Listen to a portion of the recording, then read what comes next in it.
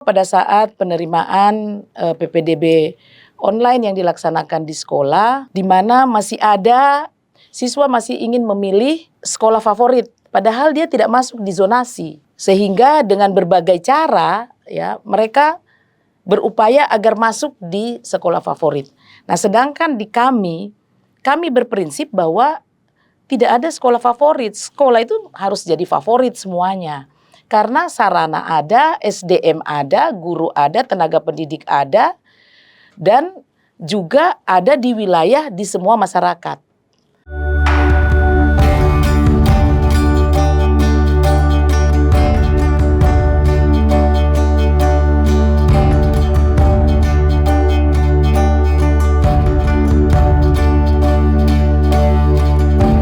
Megalis Podcast, persembahan Dinas Komunikasi, Informatika, Persandian, dan Statistik Provinsi Sulawesi Tengah.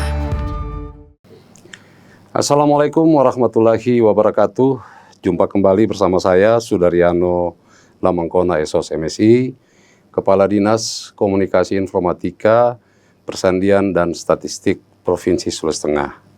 Di dalam ruang Megalis Podcast. Nah, hari ini saya kedatangan seorang narasumber dari lingkungan pemerintah Provinsi Sulawesi Tengah. Kehadiran beliau saat ini akan membahas beberapa hal terkait dengan dunia pendidikan dan pengajaran di Provinsi Sulawesi Tengah. Nah, siapa dia? Ibu Yudiawati Abdullah, salah seorang kepala dinas pendidikan dan pengajaran Provinsi Sulawesi Tengah. Nah, saya mencari beliau ini agak sedikit kesulitan mencari waktu gitu. Ya, kalau secara fisik kita sering ketemu, namun waktu beliau yang agak sulit. Baru hari ini terwujud karena ternyata selain tanggung jawab beliau sebagai Kadis, itu beliau gunakan untuk melakukan pengawasan, pengendalian, sekaligus evaluasi terkait dengan kegiatan-kegiatan pembelajaran yang ada di kabupaten dan kota Provinsi Sulawesi Tengah. Nah, hari ini saya akan banyak membahas sekitar apa yang menjadi inisiatif terkait dengan pengembangan dan penerapan kebijakan di dunia pendidikan dan pengajaran di Provinsi Sulawesi Tengah. Nah, apa kabar Ibu Kadis? Alhamdulillah baik. Assalamualaikum warahmatullahi wabarakatuh buat kita semua. Senang sekali pada sore hari ini bisa bergabung di podcast Megalit. Iya. Dinas Kominfo Provinsi Sulawesi Tengah. Iya. Sedikit saya mau sampaikan sama Ibu Kadis bahwa nama Megalis ini bisa kita artikan Megalit Sulawesi Tengah atau bisa kita artikan juga daftar besar gitu. Jadi Megalis gitu. Kita tinggal mau bawa kemana ini? Seperti begitu. Nah, Bu Kadis, saya mau tanya soal latar belakang dan motivasi di balik inisiatif penerapan PPDB gitu. Seperti kita ketahui kan kemarin PPDB ini agak sedikit menimbulkan polemik di masyarakat karena banyak harapan orang tua dan harapan dari anak-anak yang mau sekolah. Nah, harapan mereka itu bisa masuk di sekolah yang favorit begitu. Nah, tapi polemik itu akhirnya selesai gitu. Nah, yang saya mau tanyakan itu apa yang menjadi latar belakang dan kemudian motivasi utama sehingga Dinas Dikjar Provinsi itu melakukan penerapan PPDB itu. Ya, terima kasih Pak Kadis dan seluruh pendengar terkait dengan kenapa kami Dinas Pendidikan menginisiasi bahwa tahun 2024 itu PPDB online harus kita laksanakan.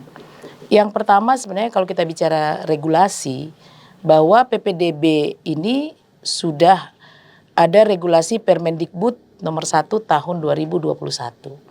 Di mana regulasi ini memang mengatur ada 4 jalur yang harus dilaksanakan di dalam penerimaan peserta didik baru, yaitu jalur zonasi, jalur prestasi, jalur afirmasi, dan jalur perpindahan orang tua. Nah, di dalam perjalanannya dari Permendikbud ini belum dilaksanakan secara penuh, di mana teman-teman di satuan pendidikan sebenarnya sudah melaksanakan PPDB online, tapi baru di tingkat sekolah. Nah, pada saat pelaksanaan PPDB online di tingkat sekolah, kami melihat ada sedikit yang mengganggu, terutama terkait dengan transparansi dan efisiensi efektif yang semestinya bisa dilakukan, tetapi belum dapat dilakukan. Contoh pada saat penerimaan PPDB online yang dilaksanakan di sekolah, di mana masih ada siswa seperti yang Pak Kadis katakan tadi, siswa masih ingin memilih sekolah favorit, padahal dia tidak masuk di zonasi, sehingga dengan berbagai cara ya mereka berupaya agar masuk di sekolah favorit. Nah, sedangkan di kami berprinsip bahwa tidak ada sekolah favorit. Sekolah itu harus jadi favorit semuanya. Karena sarana ada, SDM ada, guru ada, tenaga pendidik ada, dan juga ada di wilayah di semua masyarakat. Jadi sebenarnya tidak ada kata favorit. Berarti lebih mendekatkan akses. Iya, jadi kita berharap bahwa dengan adanya zonasi, ya, afirmasi, prestasi, dan perpindahan ini sebenarnya tidak ada lagi akses yang jauh dari siswa ke sekolah. Nah kan contoh kita bayangkan kalau dari Palu Barat datang ke SMA 1, berapa jarak yang dia harus tempuh. Padahal di sana ada SMA 4 atau ada SMK 4 dan SMK lainnya. Seperti itu. Dan yang selanjutnya juga terkait kami melakukan studi tiru di Jawa Barat.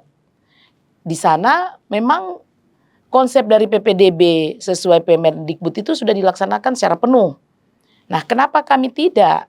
Maka kami berupaya di tahun 2024 ya sudah kita coba dengan pilot project yang ada di Kota Palu. Nah, itu alasan kita. Dan yang ketiga juga kami melakukan MOU dengan KPK wilayah Sulawesi di Makassar.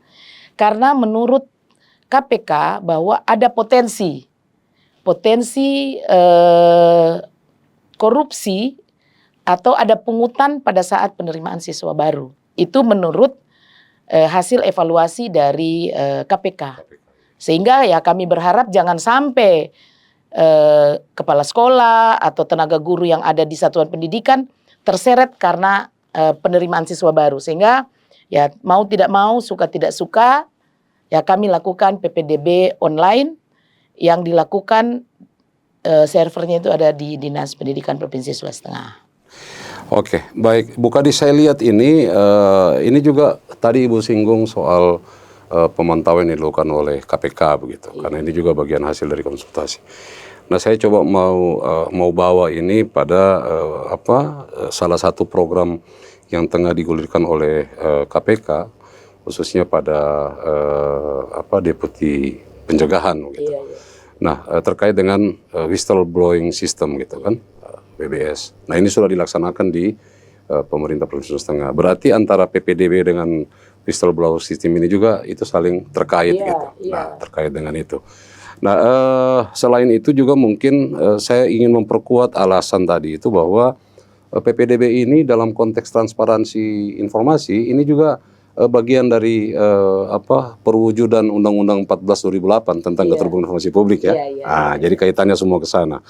Nah, selanjutnya saya mau tanyakan Ibu, Bu Kadis, apakah nanti implementasi di Kota Palu ini sebagai uji coba dan kemudian ini bisa diterapkan di seluruh kabupaten di Sulawesi Tengah? Iya, pastinya. Pastinya seperti itu, Bu ya. Jadi kami setelah melakukan PPDB online di tahun 2024, di mana kami melihat pendaftar yang ada itu kurang lebih 3.713 siswa yang akhirnya bisa kita sebar sesuai dengan jalur-jalur tadi. Dan memang sebagian besar jalur itu diambil oleh zonasi. Kenapa? Karena ada pembagian zonasi 50%, prestasi 30%, afirmasi 15%, dan perpindahan 15%. Dan setelah ini tidak terpenuhi, maka kita kembalikan semuanya ke zonasi. Maka zonasi itu kemarin 67%. Kita bagi habis, dan ini membuktikan bahwa transparansi, efisiensi, efektif, termasuk indikasi yang bukan dicurigai, yang ditakuti oleh KPK itu bisa kami yakini tidak terjadi. Ini bisa, ya, pungutan-pungutan liar itu kami yakini tidak terjadi karena aplikasi yang kita gunakan itu betul-betul mulai dari pemetaan, mulai pendataan siswa, sampai di tingkat peran siapa melakukan apa. Jadi mulai tingkat sekolah, ada operatornya, kepala sekolah juga bisa melihat di tingkat dinas, saya sebagai kepala dinas, ada pengelola. Jadi kita saling memantau antara tim yang ada di PPDB pada saat kita pelaksanaan di Kota Palu. Setelah itu kami merasa ini keberhasilannya itu ya memang belum 100% ya, karena namanya juga baru. Ada sedikit kendala-kendala yang kita hadapi, tetapi dari kendala-kendala ini, dari pengalaman pertama ini, kita yakini bahwa tahun 2025 kami sudah akan ekspansi ke 12 kabupaten kota.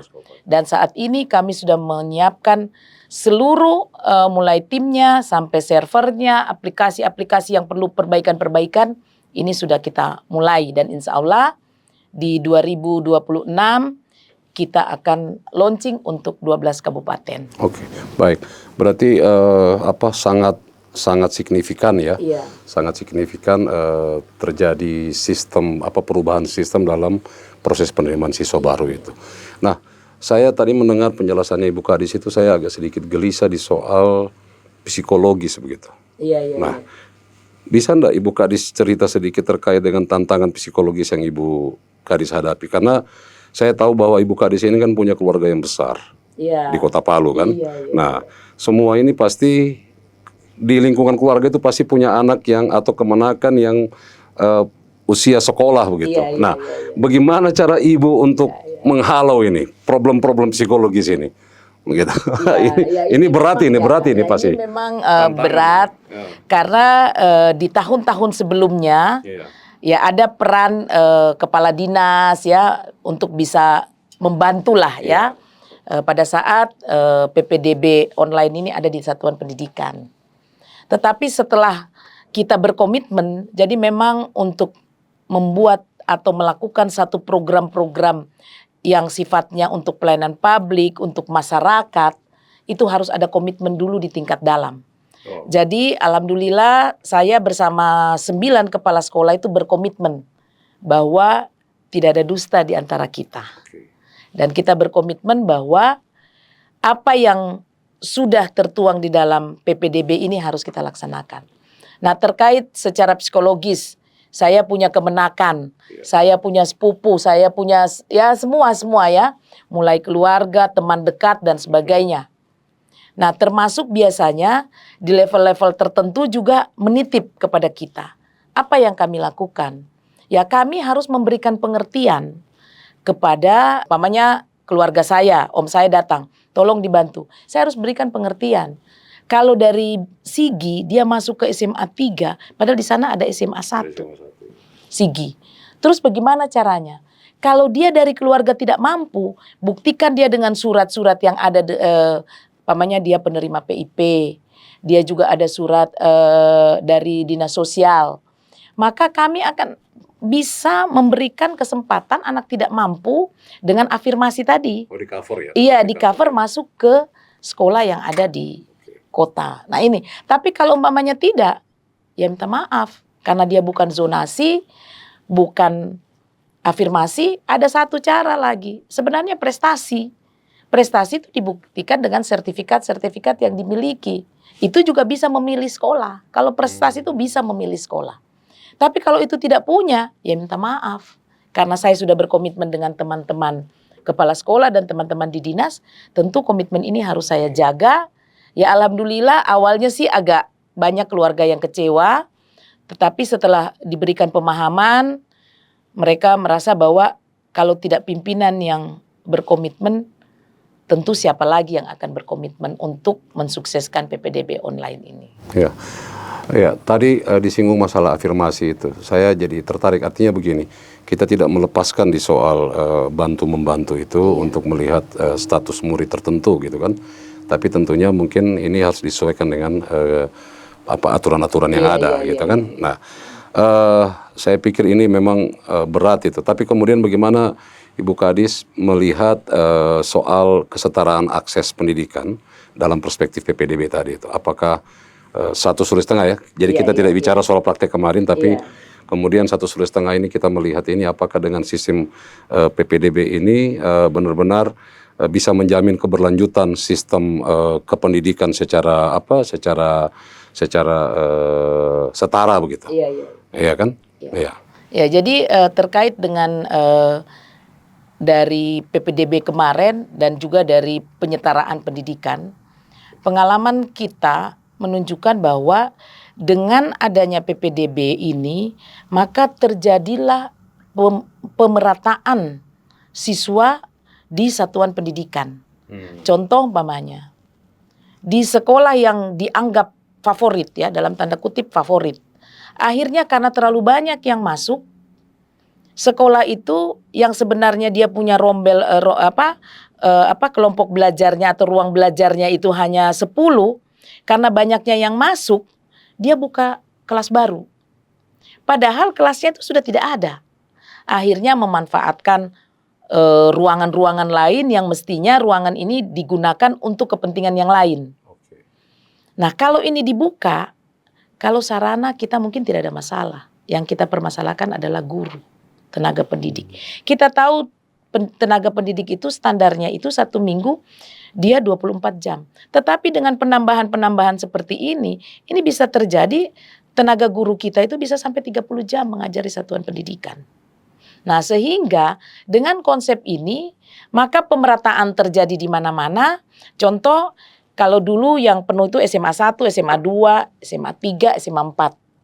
Nah, dengan adanya PPDB online kemarin, SMA 5 yang selama ini tidak dilirik, itu banyak dimasuki oleh teman-teman yang anaknya aksesnya dengan SMA 5 itu banyak. Kayak di Tondo. Di Tondo itu otomatis ke SMA 5. Nah, di Taweli otomatis ke SMA 7. Di Pantoloan otomatis ke SMA 9. Nah, ini yang bisa kita terbagi di tipe ke SMA 8. Nah, ini terbagi habis sehingga terjadi pemerataan. Jadi tidak ada yang menumpuk, tetapi kita membagi rata. Walaupun ada yang mengeluhkan, umpamanya SMA lain yang tadi saya sebut tuh fasilitasnya belum ada. Kita berkomitmen dengan pemerintah provinsi, dengan Pak Gubernur bahwa kita akan menyiapkan fasilitas. Contoh di SMA 8. Di SMA 8 di dalam perjalanannya itu hanya 37 1 tahun yang masuk siswa. 70 hanya 37. Dengan PPDB online mereka bisa dapat 100. Oh iya. Karena mereka pertama masih ada ya pada saat jalur distribusi setelah zonasi selesai, semua selesai, ada namanya distribusi. Kita memberikan ruang kepada orang tua murid yang masih ingin anaknya masuk di negeri. Karena kalau ke swasta mungkin ada yang berbayar dan sebagainya ya. Sehingga mereka memilih di negeri.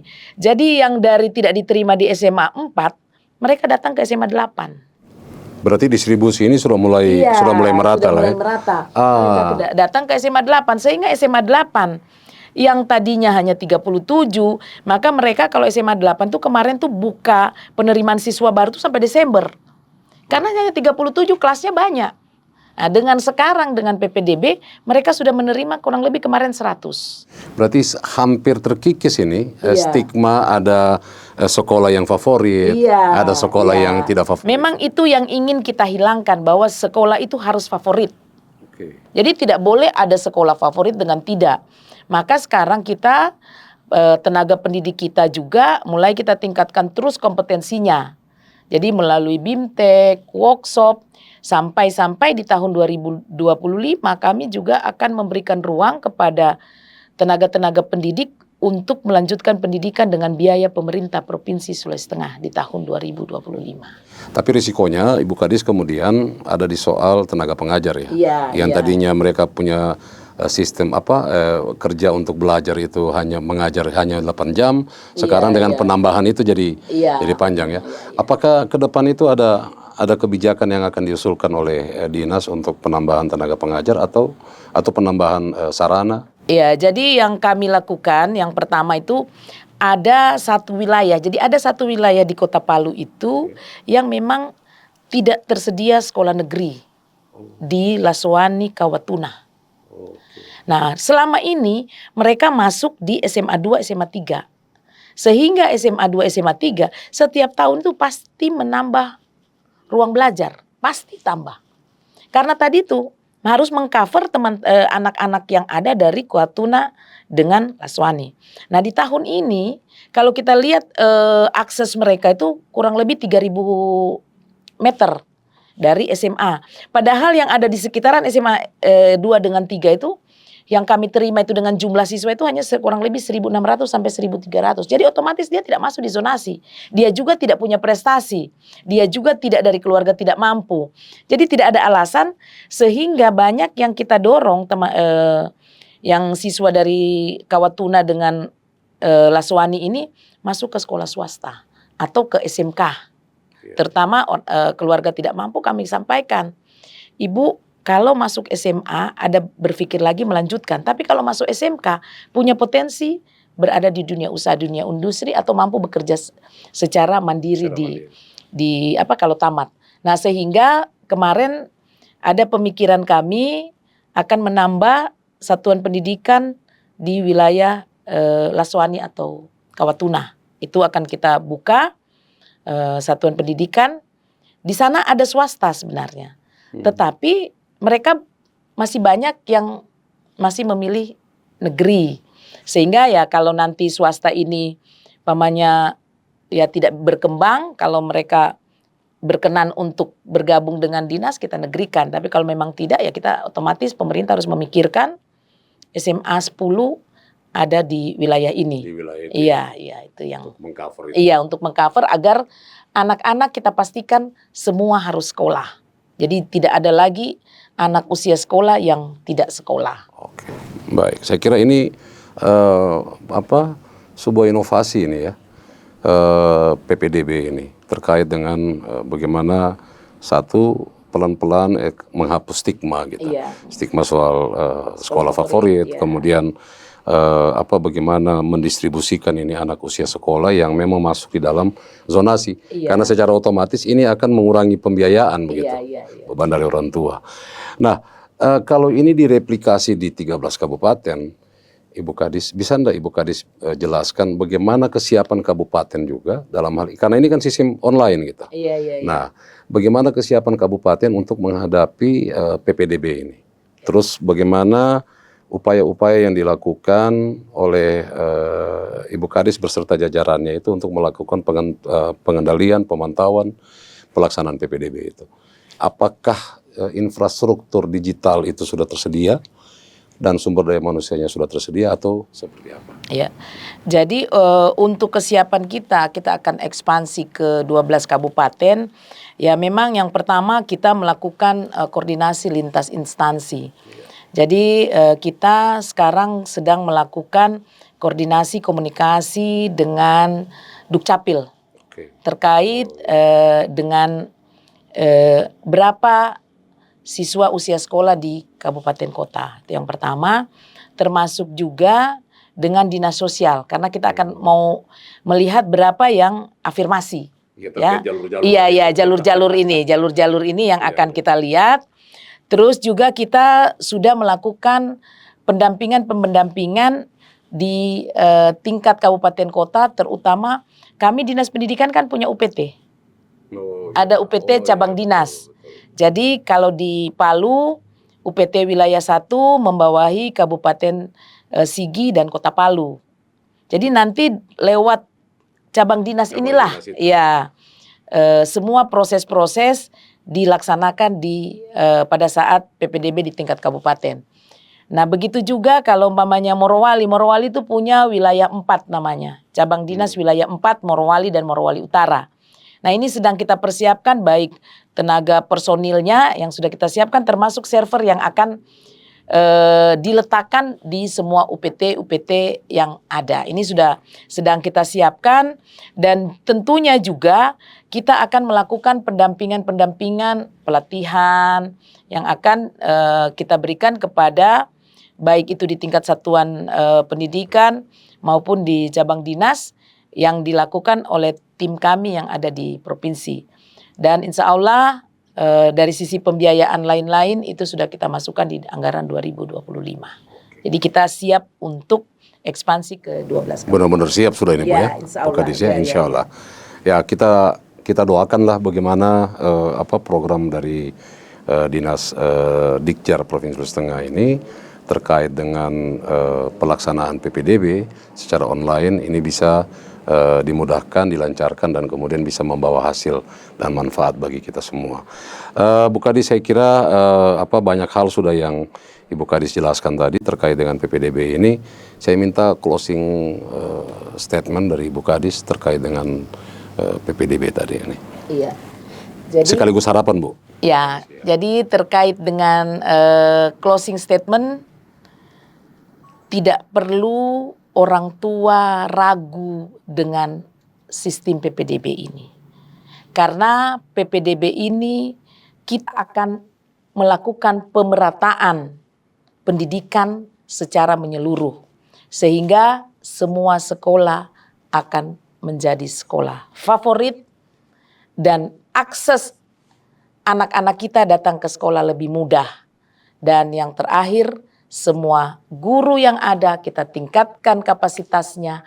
Apalagi hampir di semua satuan pendidikan kita sudah punya guru-guru penggerak. Guru-guru penggerak itu adalah guru-guru yang berpikir bagaimana bergerak, tergerak, dan menggerakkan siswanya di satuan pendidikan.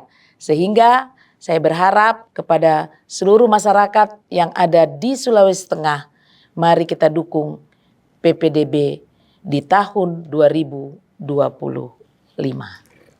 Baik, terima kasih Ibu Kadis. Itulah beberapa hal yang sudah disampaikan oleh Ibu Yudiawati, Kepala Dinas Pendidikan dan Pengajaran Provinsi Sulawesi Tengah, yang masih menyempatkan waktu walaupun hanya beberapa menit untuk kita bincang-bincang di podcast ini.